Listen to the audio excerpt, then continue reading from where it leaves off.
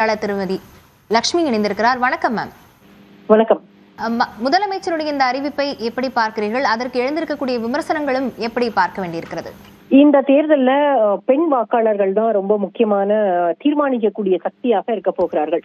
அப்ப அந்த பெண் வாக்காளர்களை எப்படி கவர்வது? ஏன்னா பீகார் எலெக்ஷன்ல இப்படி 10,000 ரூபாய் அவங்க கடைசி நேரத்துல நிதிஷ்குமார் அரசாங்கம் கொடுத்தது அவர்களுக்கு ஒரு பெரிய மாற்றத்தை உண்டு செய்தது. அங்க அவங்களுக்கு எதிராக இருந்த அந்த ஆன்டி இன்கம்பன்சி அது எல்லாமே இல்லாம இருந்தாலுமே அது அவங்களுக்கு பெனிஃபிட்டா மாறுச்சு.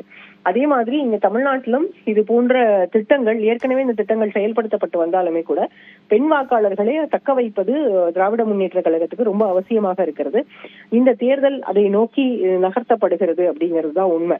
அப்போ நீங்க ஃபர்ஸ்ட் டைம் ஓட்டர்ஸோ யங் ஓட்டர்ஸோ இப்போ இந்த தேர்தலில் முக்கியமான தீர்மானிக்கக்கூடிய சக்தி இல்லை.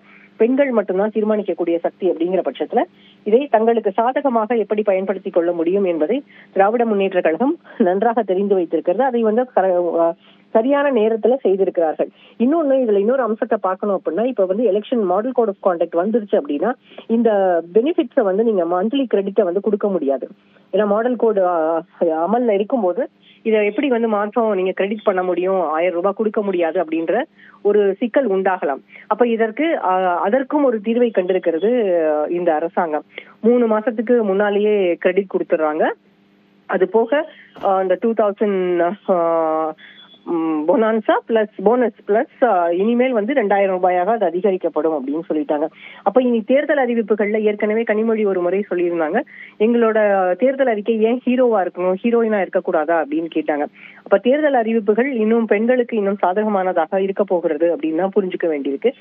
எல்லா அரசியல் கட்சிகளும் இப்ப தமிழ்நாட்டுல புதிதாக வந்த கட்சியாக இருக்கட்டும் இல்ல ஏற்கனவே களத்தில் இருக்கக்கூடியவர்களாக இருக்கட்டும் எல்லாருமே இதை நோக்கி ஓட வேண்டிய ஒரு கட்டாயத்துக்கு திராவிட முன்னேற்ற கழகம் எல்லோரையும் தள்ளி இருக்கிறது.